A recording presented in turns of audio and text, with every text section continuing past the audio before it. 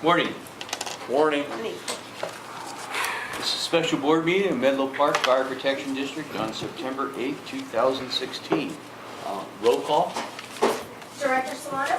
Here. Director Carpenter? Here. Director Crawley? Present. Director Woodstein? Present. Director Ianson? On the phone. Okay, perfect, and we have a quorum. Thank you, Michelle. Pledge allegiance. I just want you to know I'm standing. Okay. Thank you. I pledge allegiance to the flag of the United States of America and to the republic for which it stands, one nation, under God, indivisible, with liberty and justice for all. Thank you. Please be seated. Public comment number 1. Okay, we have no public comment. Let's go to the regular agenda. Item 1, consider for approval resolution requesting the San Mateo County Local Agency Formation Commission, LAFCO, conduct a county-wide municipal service review of fire agencies within San Mateo County.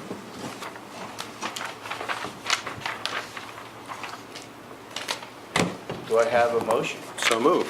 So moved. Wait a second. You mean for Okay. discussion? All right. There's a staff report, right? This is the staff report. Michelle, we have a motion and a second. It's a Discussion? discussion, that's fine. Okay. We'll start with Chuck. I'm going to withhold my questions for a minute. Okay. So Virginia? I have a question. I'm not taking a stance on this one way or the other, but it's more of a process question. So, and maybe I missed something in our policies and procedures, but I thought that we were supposed to, as a matter of our, involving keeping with our board policies and procedures, vote on whether we want to have something put on the agenda. So something like this would go on the proposed agenda items. So I'm a little confused, and maybe because I'm traveling a lot lately, as to how this got here without even having a board approval or putting this on the agenda at all. Well, it was requested by Director Carpenter, and Right, it was but- in direct relationship to the Atherton issue, and it was written by legal counsel who's on the phone, so I think as a policy question, I'll flip to Warren, but, I understand your point. And I thought, as the board president, that it should be put on the agenda because of the situation involving the sensitivity between us and Atherton. Well, that's fine. My thing is, we had extensive conversations and dialogue, discussions, whatever you want to call it, when I was the president, about having board agenda items be voted on by the board as a whole before they go onto the agenda. Because we didn't want staff to work on something that the board did not, as a whole, or a majority didn't give direction to work on. And this is the procedural question, so I am a little confused as to why this pertains to this, because even when I was the president, I was sensitive to the fact that the board, and I get that there are sensitive items, and sensitivity, or what's considered sensitive is a matter of definition, but when I was the board president, I was very cognizant of the fact that a potential board agenda item should have had the board's vote before it went on as a regular agenda item. So I'm not pleased about that process being basically undermined. So noted. Peter? Yeah, I just speak to the timing. The timing was dictated by the town of Atherton having their meeting yesterday, and after meeting with the LAFCO people on Tuesday, the decision was made that what we should do is we should draft a resolution so that the town would know that this is what we're planning on doing, and the town would have that draft resolution for their meeting yesterday. So whether we do something with it today or not is not particularly important. Okay. The important thing was to get it on the table yesterday, and LAFCO and Harold met with George before the meeting yesterday and provided them with a copy of this as a draft resolution. So from my standpoint, I'm perfectly comfortable if we say, fine, let's defer it to further a future meeting. but at least they know that this is something that we're going to be, that was the intent, right? In The terms intent of was what to- you wanted to accomplish. The intent was, we wanted to signal to them that as our 2007 resolution indicated, our commitment is to consolidation rather than fragmentation. And we wanted, and then in meeting with Martha on Tuesday, she made it clear that our 2007 resolution really didn't sort of give her what she needed to move forward. You know, she needed a formal request. Okay, And so the purpose of the wording here, and I think the lawyers have done an excellent job, is to provide all the whereases from the board to say to the chief, okay, now write a letter to LAFCO making this request. And if that process takes a month or 2 months, it's not a huge issue. okay. And so even if we don't even vote on this today, I am perfectly comfortable with it. We've achieved our objective, which is just let the town know that we believe that consistent with our 2007 resolution, this is the direction that we should be moving. Okay, that helps. Okay. So, yeah, thank you. So, I would actually like to defer this until a little bit later time. But Easy to maybe do. the October- Motion? Yeah, I'll make the motion to defer To- this action. Just to table it Yeah, to to, table it to maybe the October, we're in September, October or November meeting before the end of the year. Doesn't matter which meeting. well, there is some concern on, Tell me about the timing, because I've been well, gone, so. you know, there's some concern on Martha's part that she be given direction sooner rather than later. So if we want to defer it, I would say October. certainly put it on the September meeting. The September meetings, you We're know, in the certainly meets our sixth. requirement. Okay, so in. The regular in meeting. 2 weeks, about, yeah. September the 23rd, I Yeah. think it is, or 20th. So, 2020. and just to be clear, so the town did not have this resolution. The town had a letter of which this was one of the points that's in the letter. That's the one that I sent you, that's the one on our website. In a meeting with the town yesterday, with a meeting with the manager and Martha at noon, before they had their meeting at 3 o'clock, according to the town manager, the council, he believes, would support something like the resolution, something like going through LAFCO, but it was not going to be on their agenda, number one, and number two, it would be different than what they're actually looking for and proposing.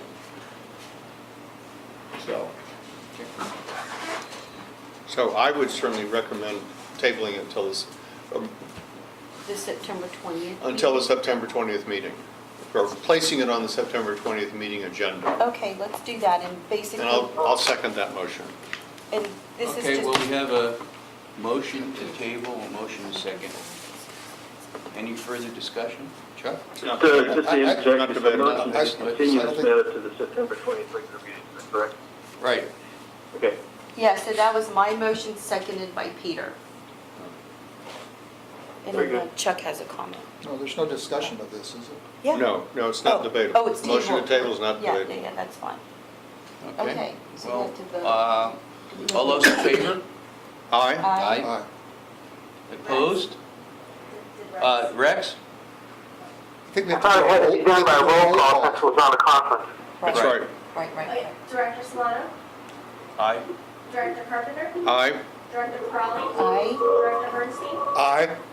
Director Ianson. Aye. We have Five. passed by Unanimous.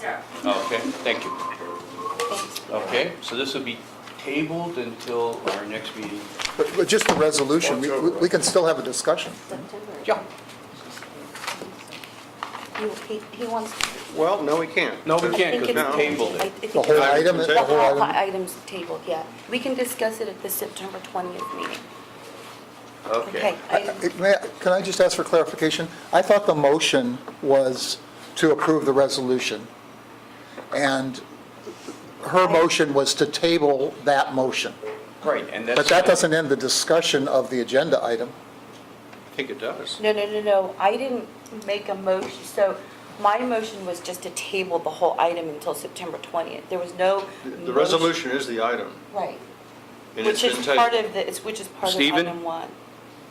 Yeah, the motion was to continue the matter to the September 20th regular meeting for consideration. That's essentially a motion to table. Motion to table has preference over the motion that's already on the table, so, and it's not debatable. So when something is tabled, that's the end of the discussion on the item. But we can discuss it at the September 20th meeting when it's on the regular agenda. Yeah. Just to be Yes, of clear. course. Sure. Yeah. All right, thank you, Stephen, for the clarification. No problem. Okay, item number 2. Consider for approval a resolution approving the purchase and sale agreement for the district's purchased land located at 114 Santa Margarita Avenue, Medlow Park, in the amount not to exceed $2.8 million. So moved. Ratifying the chief's signature on the purchase and sale, authorizing the chief to accept the grant deed for the Robert and Mary Hagman Family Trust. Do I have a motion? So moved. Well, question, second. Michelle, given the way that this is written, do you want 4 motions for items 1, 2, 3, and 4, or do you want 1 motion for all 4? Or can one motion cover all 4? Well, yeah, that's fine. Okay. Motion. Okay. Your motion covers all 4, and Right, I Your accept that as a covers second. my motion. Okay, yeah, okay. All right. Any discussion, Chuck? I just have a question. As I recall, when we authorized the discussions of this, wasn't the price around $2 million? 2.5 was the original ask price that they had, and then they had multiple offers. And, I'm sorry, 2.59. And then they had multiple offers, and we went through a countering process with them. I see. So the discussions that we authorized were for the 2.59 or whatever. So you actually gave me latitude to go to negotiate beyond that, and that's what we eventually had to do. But the price was, again, around 2.6 million. 2.6 was the original. But this is not to exceed the 2.8, so that's going to be our upper end. That's correct, Right. yeah. So the counter, there was a counter of 2.7. We countered the 2.7 number they gave us, and then ultimately paid 2.8, and we were successful. Could I just ask one question of the chief then? Sure. I want to support the strategic direction of the fire district. We have some things on the table with regard to rebuilding stations and other calls on capital for this. Correct. And I expressed my concern about this, not my opposition, but my concern when we discussed it before, that we were beefing up administration and not beefing up kind of frontline response. And I would just like to hear you kind of make the case for this as an essential purchase for the district at this time, not just because it's available, but because this is going to give a capability that we're going to need within the next 10 or 20 years. Sure, and, to be clear, it isn't just for the administrative portion. This station is on the list, as you know, beyond Station 6, which is just gone to bid for the work. So we'll be starting it hopefully fairly quickly by the end of the year. Station 1 is the next station essentially in the order. It's one of the older stations. To be able to continue to move through that process, we need to move the people that are here somewhere else. So the fire crew is its own problem. The apparatus is another part of that problem. But the administrative staff, the emergency preparedness folks that work here, the training division, the chief officers, they have to go somewhere. So, when this became available, when it went up for sale, specifically because it's next door to the property that we own, I think it's a good investment just from the standpoint that you have 2 contiguous lots. Obviously, real estate value is what they are in this area. It's a good investment, I think, for the district, number one. As we design Station 1 and ultimately we'll build it, the next kind of decision point is going to be whether or not we take administrative functions, move them back here, build a larger building. That would require, some other things to be done for parking and so forth. But for now, this move pulls some of the pressure off of this station when we get to that point and have to make the decisions and actually rebuild it. Because there's no way in the world that we're going to be able to have the people that we have here now and not have to put them in trailers or move them to another location. So this kind of front loads that other location standpoint. Can I follow up on that just for clarification? One of the assurances that you were going to be researching was whether or not we could actually use the existing building for the purposes you just stated, and also that we wouldn't have to spend much, if any, money to refurbish, to put it into service. Is that your understanding now, today? Well, I think we hadn't done the inspections on the building. The building has some issues, there's no doubt. It needs a number of different things. So, when I said we'll do the minimum, that was more towards getting people in there. We could certainly occupy, but it's got some issues that would be challenges for us. You have the roof issues, you got some seal in there, in terms of the walls, electrical, there's different things that need to get done. I don't see that as a bad investment. I see that as, making improvements that would help us out. The other one listed in the report is a sprinkler system. To stay true to what we've done before, I'm not saying do it or don't do it, I think that's your decision. We can certainly discuss it in more depth if we have time. We put a sprinkler system in the trailer that we put for temporary crew quarters in East Palo Alto. We paid more to do that for the trailer. That's kind of, in line with what the board supports, with our philosophy and kind of what we do for a business model.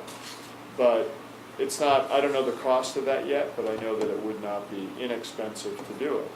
So there's other upgrades, safety upgrades like that could be done as well, so. Peter? Yeah, as I understand it, we are basically, as a new landowner, going to be doing a variety of maintenance things. It's not our intention to go in and renovate the structure. No, we would do enough to get ourselves in there to make it habitable, usable, and not have things, for example, like a roof inspection that says, you probably need to put a new roof on. Or It's not going to be like 170 where we say, here's a building and we got to go in and totally change the inside before we can occupy it. There would need to be some modifications inside the structure to make it more usable, but we're not going to gut the entire inside of the building. But the day that we take ownership, we can start using this building. The day that we take ownership, we could start using the building, but it would behoove us to probably do some maintenance things before we get them in there. I'm concerned that we spent years getting into 170. And we are aware of those concerns. And I would be very concerned if we were going to buy this building and have it sit there for a period of time without getting useful value out of it. So clarify for me what you've just said. Are we going to sit here are we now going to have contracts come to the board for their approval and things happen and it'll be June, July, August of next year before we get beneficial occupancy? No, I don't see that. I see us going in, once this is done, and getting things fixed or repaired, making some improvements so we can get people in there and they have usable space. But it's usable right now. Explain to me why we can't start using it today and then do the maintenance work concurrently. Well, you could, but there might be disruption based upon trying to work around people if you move them over there right away. Certainly all those things can be done. Well, so maybe, Mike, I'm going to follow up on Peter's statements. What kind of work do you think needs to be done? And how long do you think that work will take? And when would that work start? You have painting, you have some electrical that needs to get done so that you can have outlets. How we're configured apparently differently than maybe the last folks who were in there. We need outlets for different things like the computers. You got to pull, either do wireless or pull cable in there. There's things that make it work for what we do versus, what the last company was in there with. I don't know why some of those upgrades wouldn't have been made when they were in there, but it wasn't necessarily done that way. How long would that take, do you think? I think it's a fair question to ask. It depends on how you do it and what you do. Ideally, you don't put people in there the day you get it simply because you need to do maintenance just like if you moved into They clean it a out. home. You got to clean it, you got to paint it, you got to do some things that the more again, we can certainly put people in there. The more that we put people in there, the more there's going to be disruption. You have to work around the, contractors going to have to work around our folks too, so. How long do you think, Chief? Well, More than 3 months, less than 3 months? oh, I wouldn't say it's going to take 3 months. I'd say, we need to, if we jump on it right away, based upon availability of contractors, because that could be a problem as well these days. But, I think we can occupy within, to your point, 3 months. I don't see why we couldn't. No get more people than in. 3? Yeah, I don't see it being more than That that. seems reasonable. I mean, trimming the trees out, putting a new roof on the building, doing other things like that. If we choose to do sprinklers, that's a little bit different animal. Yeah, but they can, sprinklers inside the building? Yeah, I had my house redone Yeah. with Well, sprinklers, and we lived there Right. during the Right, process. so I mean, I think the main concern is here we are, we're buying property, and I'm not saying I'm against it, at the peak of the market, and we're being criticized for having all this money and blah, blah, blah, which, I mean, we're doing what I think is strategically the right direction, but I just think that we have to be able to Sure. be accountable to the residents who paid for this. That's all. That's the only reason I think it's good to ask these questions. Well, and You know I what think, mean? to your point, strategic, Yeah, I think it's absolutely strategic. Number one, the structure's next to an existing office structure that we already use. So again, from a, return on investment, if you want to even look at it that way, you have 2 contiguous parcels. So there's a benefit to doing that. Number two, and actually going back to number one, up until the point it came for sale, we weren't looking to do Right. anything. We were actually looking again at putting trailers, if St. Patrick's Seminary would allow us to do that in the field here if we rebuilt the station. So, kind of attached to that concept. Number two is, this station's gonna have to get redone.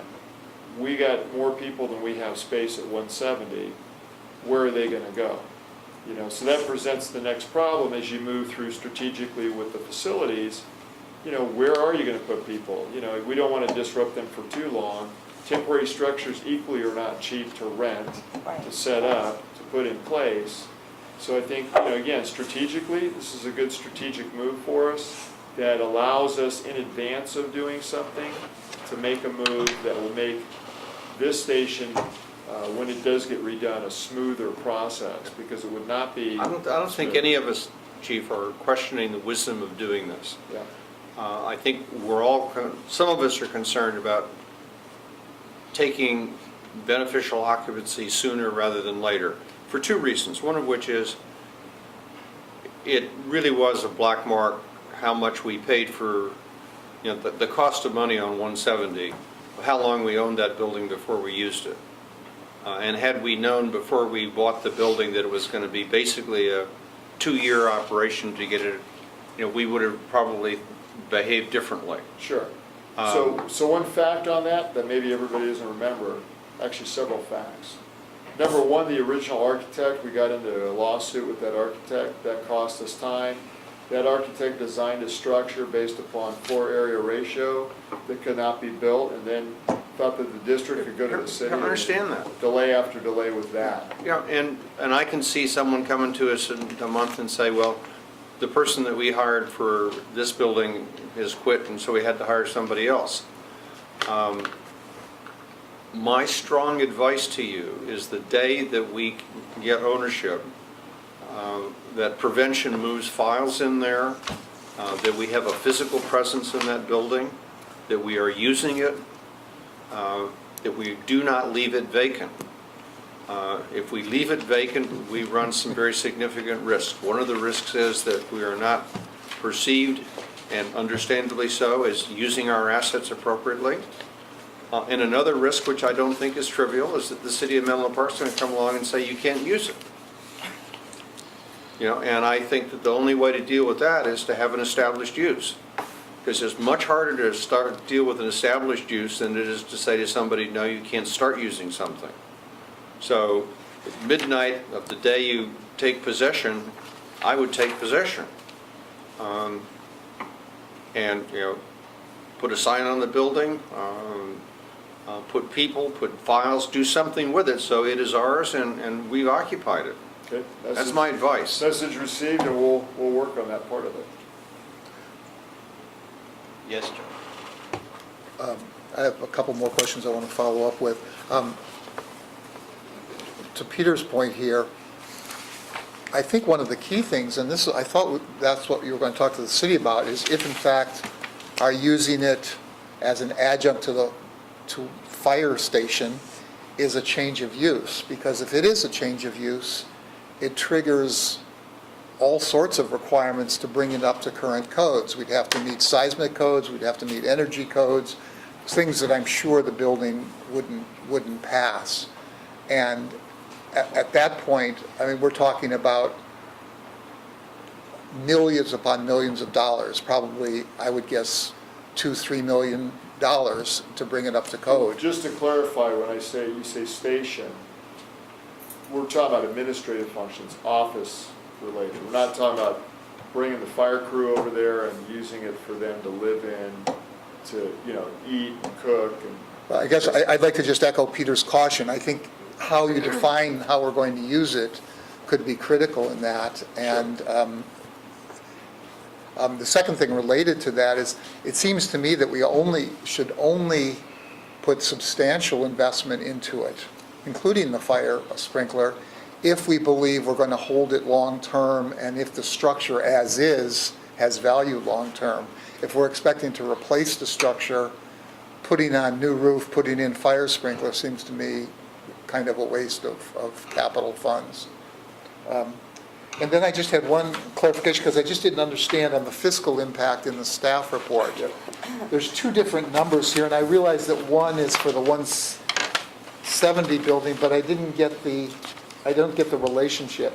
It says the preliminary cost of needed maintenance and repair, $200,000, excluding a fire suppression system. Correct.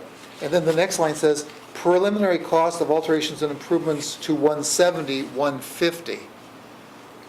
Are you comparing those? Are you saying this is a little more than what we did before? I'm not sure what the meaning of that was. So 170 Middlefield, if we add more space in there as well and change things around? Oh, right now? Correct. Oh, I thought this was the historical No, cost. so prevention moves into the new building, then there's this space that's available for, again, other people to move into. There would need to be some modifications to some of that, as an example. We currently have 6 admin personnel that work out of the 7th Floor Station 1. And those are the folks we're looking to bring over in this process. I see. So I need to add, in other words, we're talking roughly $350,000 combined. That's how I read it. Estimated. Gotcha. I just didn't understand what it meant. Sure. So, yeah, I'm sorry, that's not self-evident, but yeah, by moving different functions around, you would need to make different modifications based upon what those functions are. Yeah, and Chuck, to respond to your initial question, which I appreciate, my understanding is that this property is zoned for office use. And that's exactly what we're going to use it for. We're going to use it for office use. So there will be no change of use. That's correct. Okay. Do we have any further discussion? All those in favor, say aye. Aye. Roll call. Roll Oh, call. roll call, I'm sorry, I'm sorry. Director Bernstein? Aye. Director Crawley? Aye. Director Carpenter? Aye. Director Ianson? Aye. Director Solana? Aye, Passes 5-0. Excellent. Thank you. thank you. Okay, item number 3. Consider for approval a first amended and restated ground lease for land located at 1467 Chilo Street, Menlo Park, and authorize the fire chief to execute the amendment. On behalf of the district, receive update from staff on matters pertaining to the remodel, reconstruction of Station 77, and provide direction to staff. So I'll move to approve this. Okay. Second. Discussion.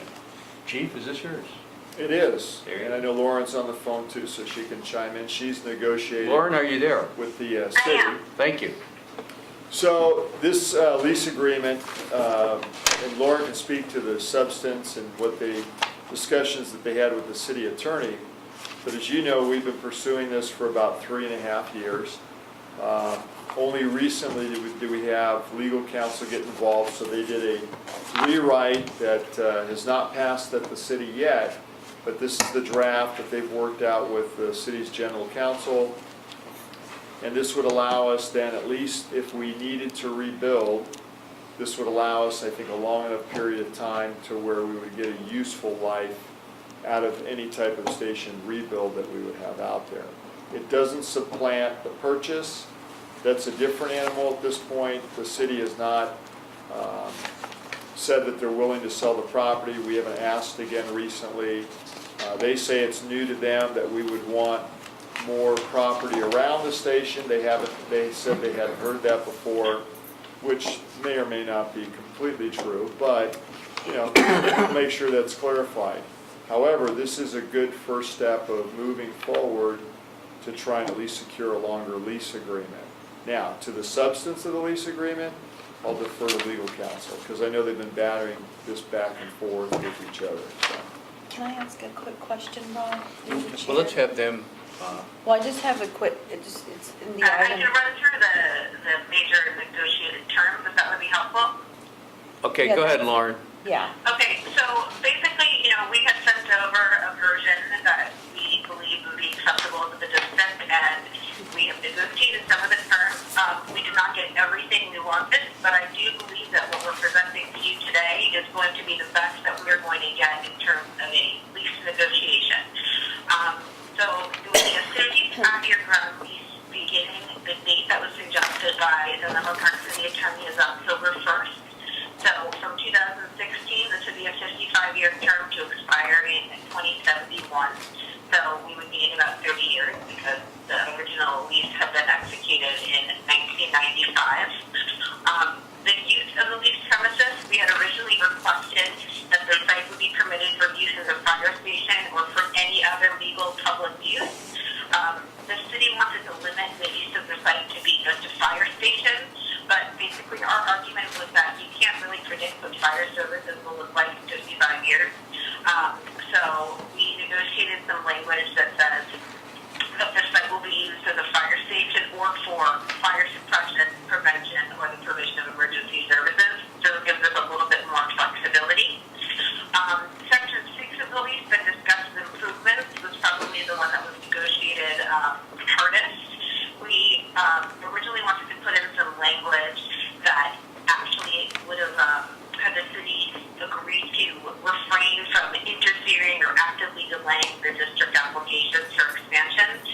The city was agreed to the original language that was requested, but we do have language in there in section 6 where the city would agree to expeditiously process applications made by the district and also to prioritize our applications to some extent, given the use of the fire station for the benefit of public safety.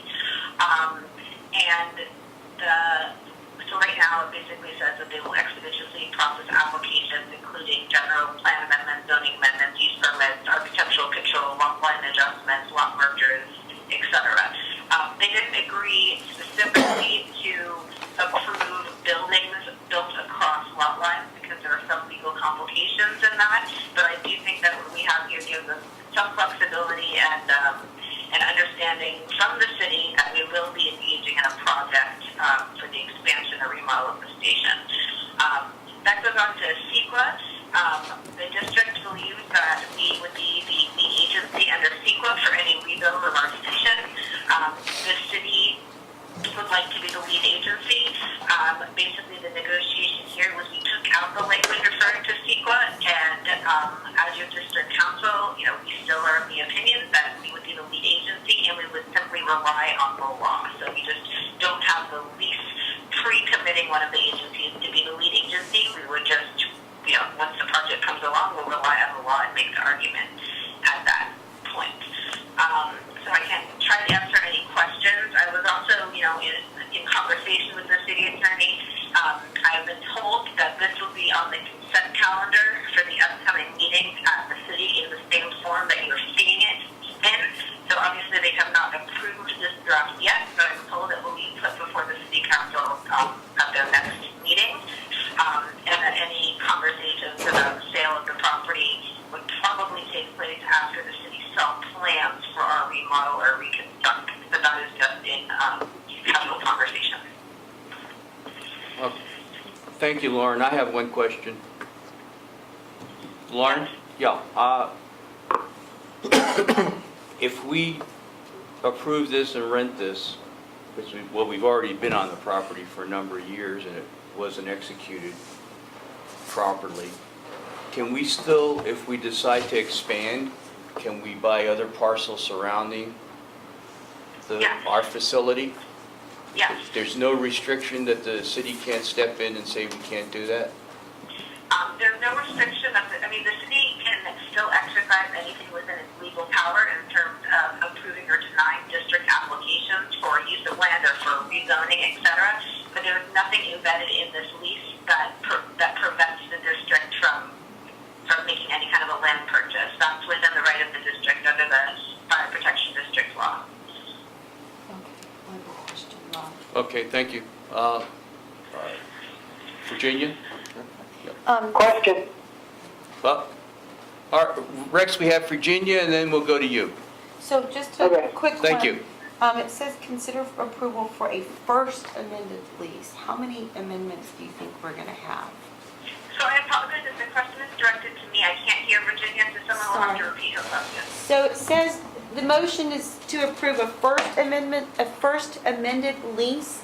How many amendments do you think we'll have? I'd rather just get this thing done instead of having, the city change its mind and we have a second amendment and a third amendment. No, so thank you for asking that question. The way this is drafted, this will be a first amended and restated lease.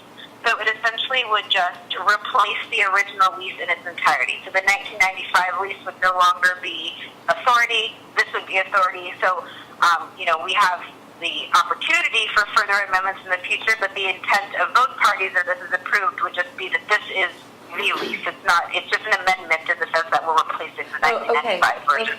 Okay, got it. Okay, thanks. Peter? No, No, excuse me, Rex? No, my question's been answered. It had to do with the improvements because it says in the agreement that we can construct on adjacent property if desired by the tenant. So my question's been answered. Okay. Thank you, Rex. Peter? Yeah, I would just like to make sure that we don't signal to the city that by accepting this lease, we no longer have an urgent interest in purchasing the property. Right. And also, I'd like you to address the question of, if I have a piece of property and I lease it to somebody else, there's nothing to preclude me from selling my rights of that property to a third person who still has to honor the lease. Do we need to protect ourselves from the city selling this property to somebody else? You mean selling the property to somebody else while releasing the property? Yeah, it happens all the time. Leased buildings get sold, and then the tenant's rights remain, but you then have a new landlord. I don't know, Steve, you want to jump in here, but I can also just pull up the assignment section and see if I can find a quick answer to that. Okay? Well, yes, Peter is correct that the landlord of any property, whether it's the city or Cisco, can sell the leaseholder's, the landlord's interest in the property, but it is subject to the terms of the lease, and the new owner is liable and responsible to the leaseholder, in this case, the Menlo Park Fire Protection District, for all the obligations of the lease. So it would simply be changing the name on the title of the property, but it would not impair in any respect the leasehold interests of the district. Furthermore, if the district was concerned about the fact that the property was sold to another landowner other than the city of Menlo Park, the Menlo Park Fire Protection District always has the power to condemn out the landlord's interest in the property. So you would have that option in the future. So you have one power and one authority that a normal lessee does not have in a situation like that. Okay. I'm just playing absolute worst case here. And your answers I find very reassuring. I understand yours to say that there's nothing in this lease which precludes us from moving forward to enter into negotiations with the city to purchase the property. Yeah, that's correct. I want to emphasize that because Lauren and I, in our respective conversations back and forth, made it very clear that the district is and will continue to be interested in acquiring the fee in its entirety. And as Lauren correctly pointed out to you a few moments ago, the city attorney, speaking on behalf of the city council presumably, and the city administration, seemed to feel that that discussion was still something that was relevant and could occur after the execution and approval of the lease. Yeah. Hopefully, in our transmittal of this back to them, we can make sure that that's explicit, because one of the things I've already heard is council members saying, well, you're going to have a new lease and that settles the issue. And so the people that I've been urging to get this thing settled say, hey, you told me to get it settled, you got a new lease. And my answer is no, that's not settled. That's a step in the right direction. We'll make sure that is clear. Okay. Chuck? I have about 3 questions, but let me follow up with Peter's question. I'm addressing this to our 2 attorneys. It seems to me Maybe he needs it. that even Lauren, though... can you hear him? Oh, I can hear a little bit, but I'll Okay, do my yeah, best let's to move let him you over know. there. We're moving the Okay. phone to Chuck. Okay. You want to move this a little bit further? Or It seems to This does pretty well. it seems to me that even though we're not precluded from buying the property, we have removed the necessity argument that would be the foundation of any condemnation proceedings, so that for all intents and purposes, it really would, if we've got control of the property for the next 55 years, we really precluded from any condemnation action. Well, where that fails is they've made it clear. But can I hear let me hear the answer. Well, I've got the answer. The answer, we had this discussion before. The answer is, we want to build across the property lines, and the city said they won't permit that. So unless you own both underlying parcels, the city said they will not approve a new building.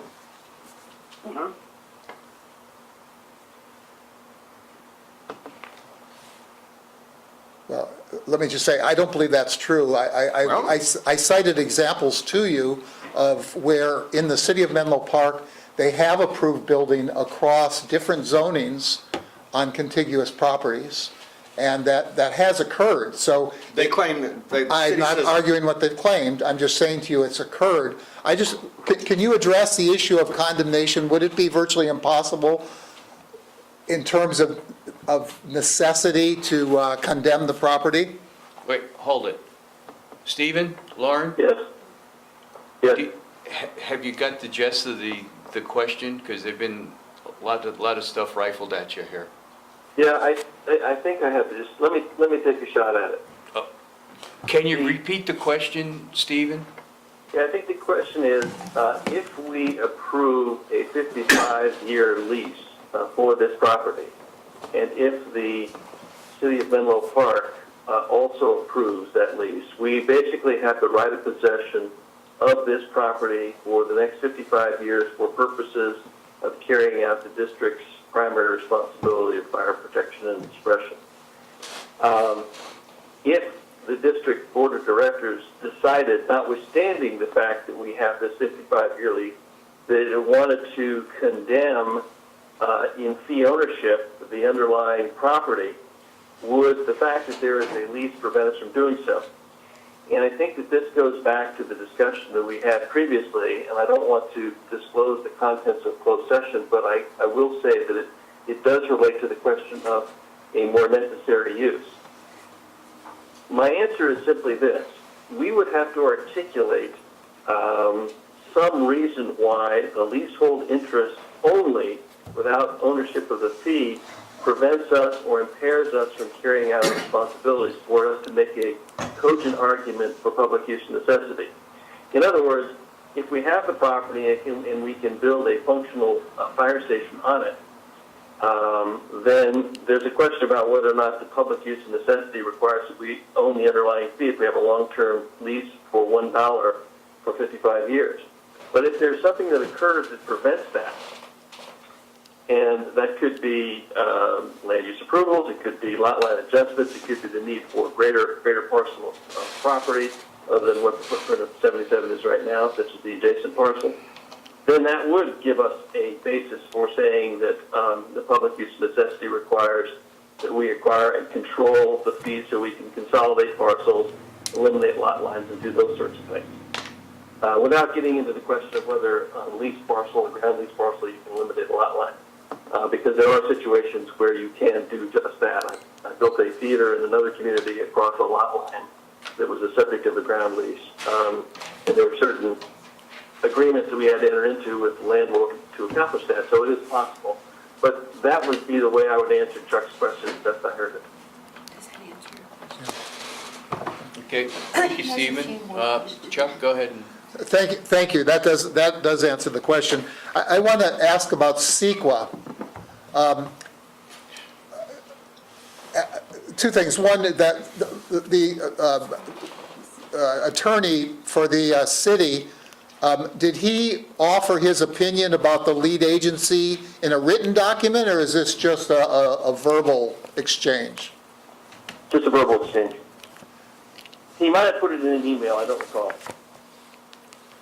I Lauren, think do you recall whether there may have been just a casual email back and forth, just where we asserted that we believe we were the lead agency and the city asserted that they believed they would be the lead agency, but nothing that's backed up by legal research or anything like that. Okay, well, it probably would be good to preserve the email in which that opinion was rendered. It couldn't hurt. Absolutely, we have that, so if there is one that exists and I can double check, it'll be preserved. The second thing, when we're talking about CEQA, we don't anticipate any need for any CEQA action on this site at this time. Is that correct? Well, You're the right now we're in the process of, getting some conceptual designs for what the project would look like. So we are actually currently about to sign a contract with a CEQA consultant who would come in to assess, the CEQA ramifications for the rebuild of the station. But whether you're asking if we think we're going to have Can you an hear me? EIR or anything like that, we haven't gotten quite that far, but we're expecting probably a neg deck. Okay, you are expecting a neg deck. Yes. And we would be the agency that would issue that. Is that your understanding? That is our legal opinion, but we haven't gotten quite that far. Okay, thank you very much. Okay. Any further discussion? Yeah, I would just note, as Director Bernstein did about the CEQA thing, in the exchange of markups on this, the city attorney was very clear that the city would not approve a structure which crossed property lines. No ifs, ands, or buts about it. Is that a question? No, well, you might just confirm. That's my reading of his markups. Yes, that is the opinion of the city. Okay. Okay. Can I want to clarify that. Lauren, Yes. was it he would not include that in the lease language, or that would not be approved by a normal planning and building process?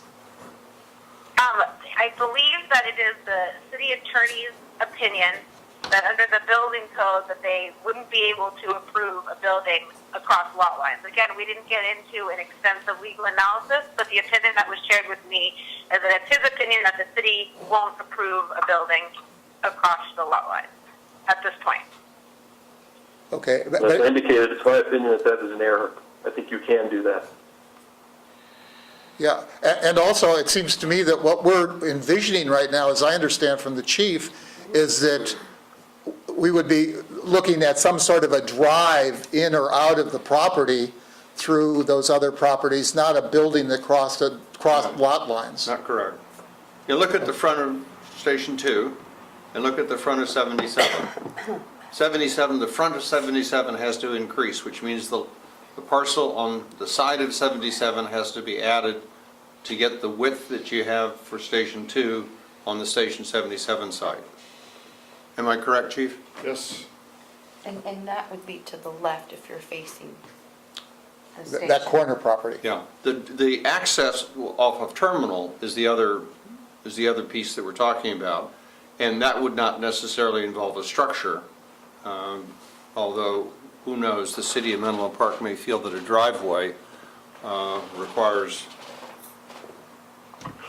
qualifies as a structure, I don't know. Question. What, Well, Go ahead. hold it. so one. Rex, go ahead. Sorry. Isn't that contrary to item number 6 that's in a lease agreement that says the tenant may construct or cause to be constructed on the premises, parenthesis, and adjacent properties if desired by the tenant, in a parenthesis, any and all improvements necessary and desirable for the operation of a fire station. Stephen, can you answer that for Rex? Yeah, we put that in there deliberately. Okay. So to me, that's Better. Go ahead, Stephen. I said we put that in there deliberately. Okay. And Rex, you had another comment?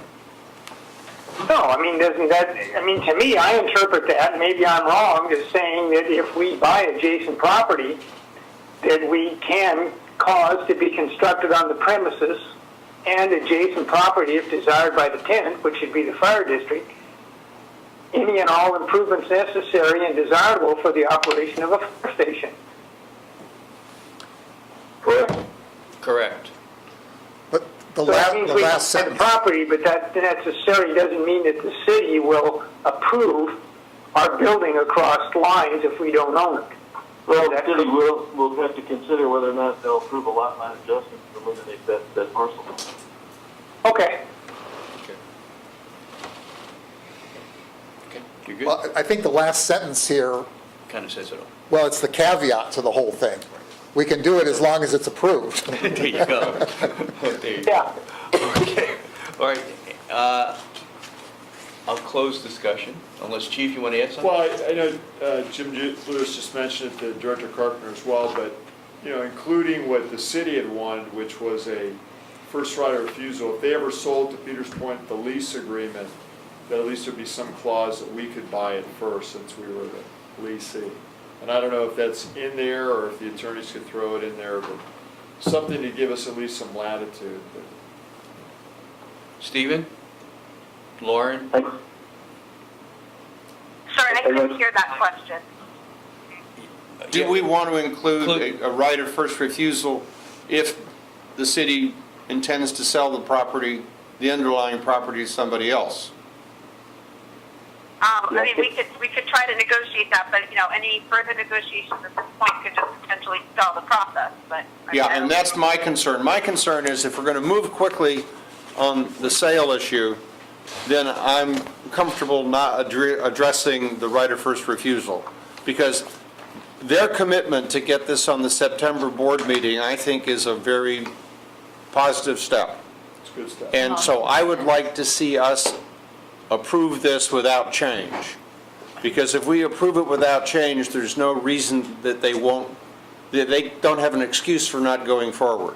If we send it back with changes, then they can say, well, we'll take it to the November or the December meeting.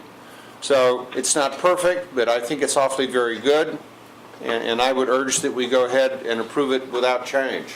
And I agree with that, especially if it's going to go on consent. Exactly. So can I call for the question now? I was going to just call for a vote. Same thing. Okay. Roll call. Well, here we go. Roll call again. Director Bernstein? Aye. Director Crawley? Aye. Director Carpenter? Aye. Director Ianson? Aye. Director Solano? Aye. And it passes 5-0.